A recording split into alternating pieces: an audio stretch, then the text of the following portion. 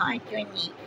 তোমার ছাড়পত্র তো পাওয়া উচিত, তোমার যে এখানে আসারই কথা ছিল না, কিন্তু কি সর্বনাশ, বেগতি তো থাকতে চায় না এখানে।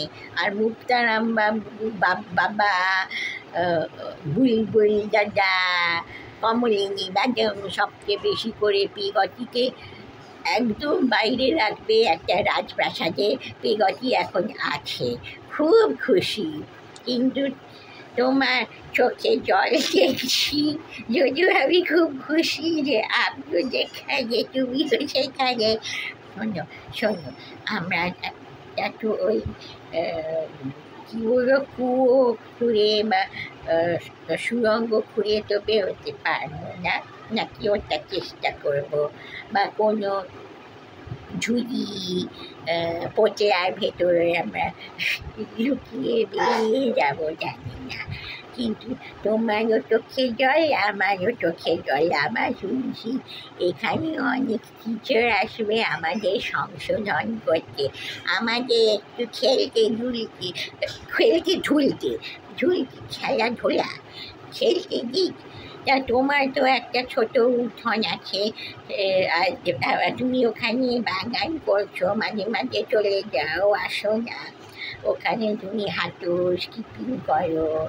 আর আমি তো এখানে বাস্কেটবল, ক্যারম, আর কি খেলো জানো, বাস্কেটবল, ক্যারম, ব্যাডমিন্টন, স্কোয়াশ, আমার জায়গাটা বেশ বড়, ওখানে করছি। কিন্তু কোনো বেবিকে তো সলিটারি কনফাইনমেন্টে রাখা উচিত নয়, তাই জন্য আমি অ্যাকচুয়ালি পাশাপাশি এখন মুক্তারাম বাবাজি আর কমলিনী ম্যাডাম যদি এরকম কারেকশনাল হোম করে, তখন তো এসবই হয়। কিন্তু আমি লুডো, ক্যারম, আর কি খেলি লুডো, ক্যারম,